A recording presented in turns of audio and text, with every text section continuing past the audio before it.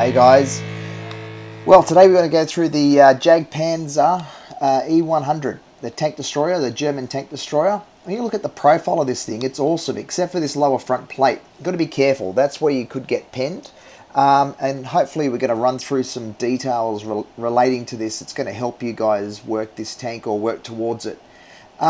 It's not a hugely mobile tank. It is an effective tank destroyer when you use it the right way. Rate of fire is fairly slow, up around 4 shells a minute, depending on what you're running. In terms of the provisions, I always run the improved fuel because it is quite slow, so you need to give the tank a bit more grunt. I also run provisions. Obviously, you want to give the crew a little bit more of a boost, and that helps the performance of the tank. And being so slow, it really needs it. Needs a lot of help in a lot of areas like that. Your AP rounds do effective damage with good pen, 374mm and up to 1,000 damage roll there. HE and heat. HE's, you're going to use it for things like leopards, grills, stuff like that, and some of your tier 9 guys that you'll come up against as well.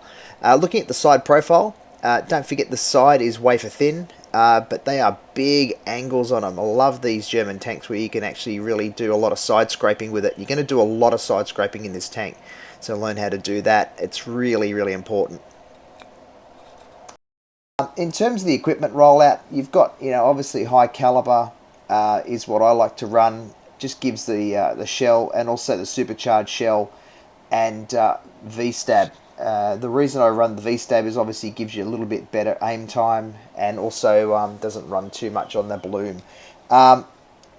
In terms of the other thing, the 5% extra armor definitely is a must, and I like to run crew protection because if you have a dead driver in this thing, you're really rendered very much useless. Engine boost or engine accelerator I prefer because it does give the tank a bit more mobility. You're never going to get top speed out of this thing, and obviously optics. And in terms of consumable deliveries or high-end consumables, either it's much of a muchness there. I sort of go for one or the other depending on what I'm after. Always going to be running in the consumables adrenaline. You have to have adrenaline. It's just one of those things. You just have to have it because you will need it. So in this tank, in this game, what we're looking at is it's not a great map for this tank. You've got to virtually resort to being a sniper. Now, I don't want you to get the misconception of this tank. It's not a pure sniper tank. You can use it for that. The big issue with being a sniper tank is it's huge. You're going to get spotted from a mile away. So what I'm hoping to do in this game is give you a little bit of an idea of what I call patience. You don't have to be on the front foot and up the front the whole time. You don't have to be the person who's at the front of the field there trying to, basically take out everyone in the first 2 minutes of the game. You've got, decent game time. It's always good to use as much time as possible to get the job done, because otherwise what could happen is you end up, being the first dead, and in this tank, everyone sees the Jagdpanzer. They know it's got a longer aim time, they know it's got a longer reload time, and they know it's slow. So what they do is, particularly meds, they all want to nail you. And this is one thing that the team can help. If you got one of these on your team, it can be an absolute match winner. So try and support the Jagdpanzer. Don't leave it on its own. Don't let it go off on one direction. Generally, try and build the game around this tank. If you've got one on your side, and you got someone who knows how to drive it, because what it can do is it can do a lot of damage and it can take a lot of damage.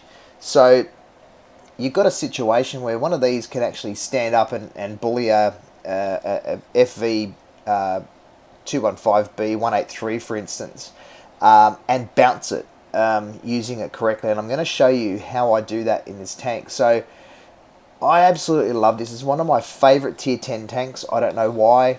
I just love coming back to it. I think because it's technically harder. It's not an easy tier 10 tank destroyer to drive. And, I think that's probably part of the allure. So you look at that, I could have had that shot, but my shot's just not loaded. So there's plenty of opportunity. You just got to work it, and you've got to work the shots. You've got to look for targets, and look for things to be. I got him actually, and that proves very critical later in the match because that guy does a big runner and leaves his teammates and was trying to come back around on the back of us later on, but we ended up getting him. Actually, the grill ends up taking him out. And don't rush your shots. Don't just take a shot because it's there. You've got to have purpose with your shots. If you're not going to do damage with a shot, don't do it. You see I switched to heat there for the OBJ because he had his side exposed, and I knew that heat was going to pen that no problem at all.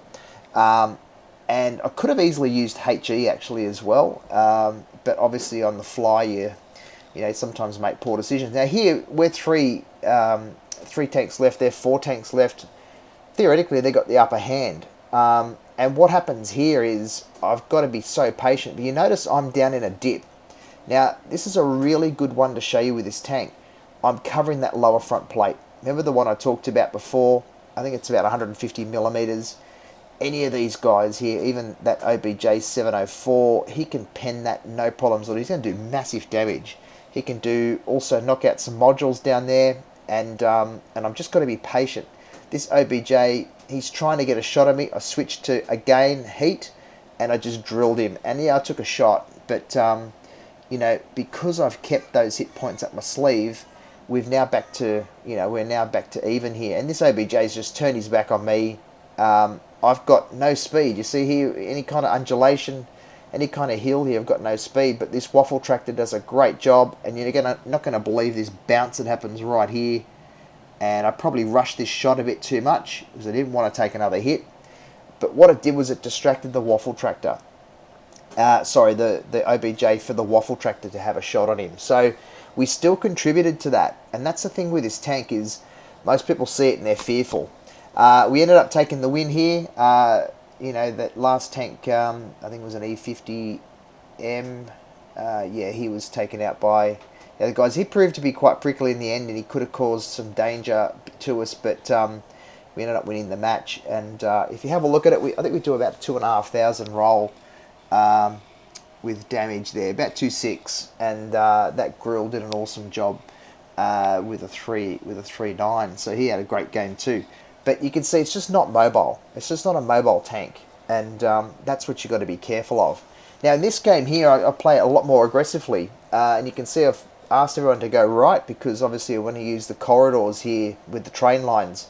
And that's great for the T95 as well. So I was trying to think of what we've got in our team. The OBJ 263 and us, with the TDs on the tank on the line here. We've really got a lot of good opportunities to drill these guys. So what they actually did, was push up with their meds, which everyone does. And at this stage we're just hanging back because we've only spotted 2 or 3 tanks at this point in time. So I'm just being patient and waiting for an opportunity. You can see here I'm looking up this space. They've seen that I'm here and they've pulled back straight away, except for the Leo. He ran straight out in front of one of the AP shells, and it's all over Red Rover for him. And now what we're going to do is going to push up on this right flank, because what I'm trying to do is I'm trying to protect the sides of this tank. The other thing is we don't want someone coming up behind us. If they're hitting you in the rear in this tank, you're gone. It's quite thin, and it's really the weak spot of the tank. So I've got to keep pushing forward here, and all the time I'm looking over to make sure no one's going to get a shot from the side on me. And I've got support here with the STIs coming up on the right to get this T61 here. So you can see now I come through. I bounce a shot there because I'm angling and I was on the turn, so it was an auto bounce. But I put one into a pretty dangerous tank, and see what I'm doing now? I'm angling off the side of this carriage, which means anytime that E75 wants to put one into me, it's going to bounce. He's got no hope of penning me. And boom. There goes a track. Unfortunately, I don't know why we didn't get a lot of damage there. It's just one of those things. But now I've hit, I think I'm about to hit adrenaline here, and we're going to chase this guy down. And, it's about the team pulling together. But the fear of this tank is there's just people who just run away from it. They know, A, it's hard to pen, and B, if it gets hold of you, it's going to do a lot of damage. So here, we just took a huge chunk out of that E75. I knew he's done for. T95 or the T54 is going to clean him up. So now my sights are focusing on that grill, because I can see that grill's moving up. He's fast. He's a lot faster than us. So from my point of view, I want to make sure that that IS7 is being supported, and also we've got that OBJ coming up now too. So what I'm going to move up to here now is try and finish off one of these guys here. Tank Destroyer. Its name says it all. It's designed to finish tanks off, really. And all you can do in this tank is just deliver damage. Deliver damage, don't take damage if you can.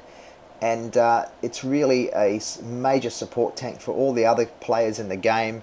Look at this guy, he's just blocking my entrance there. And he's that guy's just a one-shot for us there. So, look, getting back to the last guy in their team, this IS7, had he been part of this team, he would have really made this game a lot tighter. And he's just sitting there, he's AFK. Like, I've got no time for players who go AFK in a match. Yeah, okay, we've got internet issues and things like that right across Asia and where we're playing. But, you know, if you're not going to have a good crack at it, don't ruin it for everyone else, because we just reduced that team from 7 down to 6. So the good part is now we can make a difference by actually giving him an inactive report, and that shows up. There's been quite a few pelicans around like that lately, so don't hesitate, guys. But also, you know, don't hesitate to give guys a thumbs up and a credit where credit's due as well. So you can have a look there. We didn't do huge amounts of damage, about 2,000, but it's still enough. And I think just the sheer intimidation factor of this tank makes it a lot of fun. I really love it. It takes a bit of skill to drive. It's not your average tank, so just be careful. Don't think it's a walk in the park, but you will have a lot of fun in it if you drive it right. See you, dudes.